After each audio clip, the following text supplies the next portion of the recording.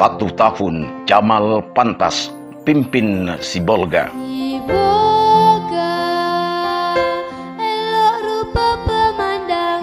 Entah benar entah tidak, ada pendapat segelintir orang yang mengatakan politik jadi panglima di negeri ini.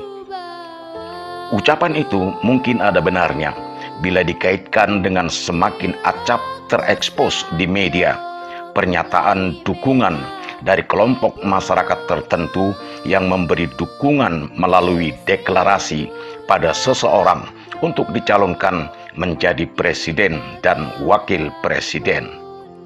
Padahal pemilunya sendiri masih 2 tahun ke depan, 2024.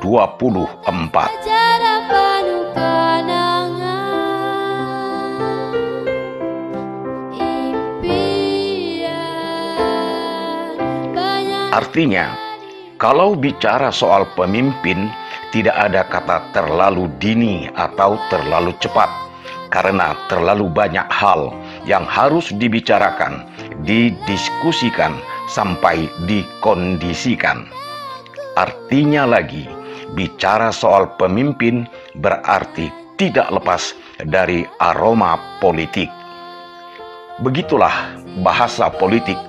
Calon pemimpin yang masih jauh saja sudah dibicarakan, sudah diperkenalkan melalui berbagai cara dan media sampai ke baliho dan karung beras.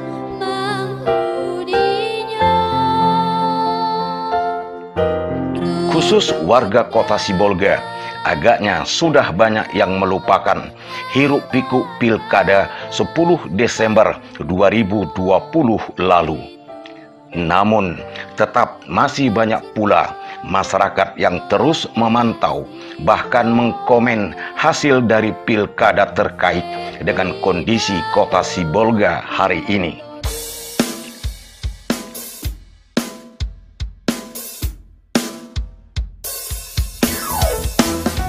Dari 3 pasangan kandidat pada Pilkada 2020 lalu, akhirnya Jamaluddin Pohan dan Pantas Maruba Lumban Tobing tampil sebagai pemenang dengan perolehan suara pendukung lebih kurang 57%.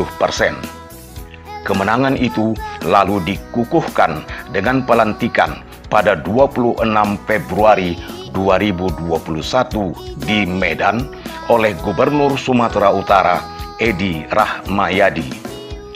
Dan mulailah sejak 26 Februari tahun lalu, itulah resmi Oge, Jamal dan Lae Pantas menjadi wali kota dan wakil wali kota Sibolga.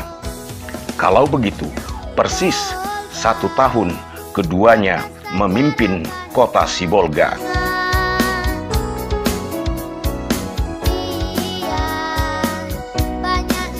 Waktu selama 1 tahun atau 12 bulan itu terasa cepat berlalu dan tidak lepas dari catatan apa yang sudah dilakukan terkait dengan visi yang diusung semasa kampanye Pilkada Sibolga, sehat, pintar, dan makmur. Menelisik karakter kota Sibolga dengan warganya yang berbilang kaum, apa yang sudah dirasa terkait sehat, pintar, makmur.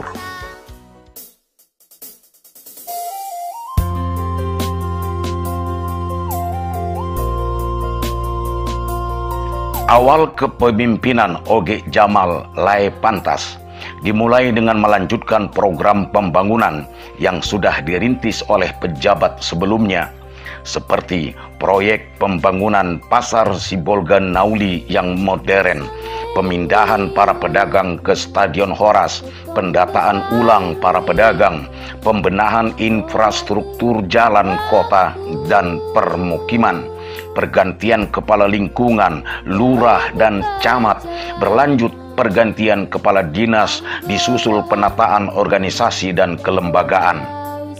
Dan terlepas dari rasa suka atau tidak suka, dinamika kota ini terus berjalan.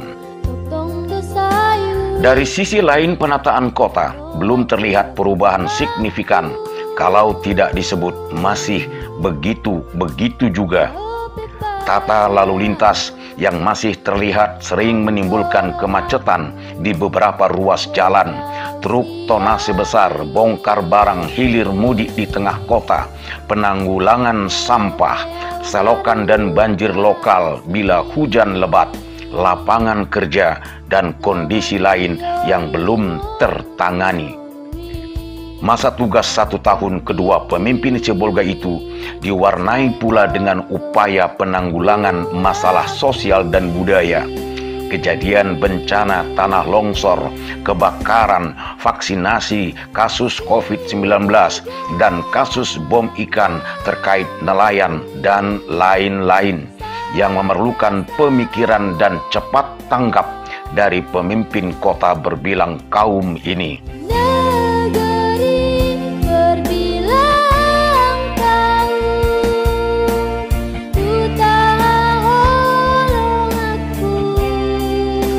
Harus diakui, Sibolga, kota kecil dengan segala kelebihan dan keterbatasannya, menjadi PR berat bagi siapapun pemimpin kota ini. Waktu selama 1 tahun memang belum cukup bagi warga merasakan perubahan besar untuk kota ini.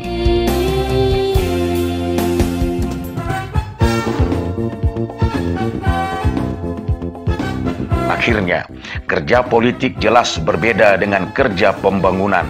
Hasil kerja politik adalah menempatkan seseorang menjadi pemimpin sebagai pelaksana kerja, membangun satu daerah, satu kota, bahkan satu negeri. Selamat melanjutkan kerja Oge Jamal Lae Pantas. Kerja memang belum selesai karena waktunya belum sampai.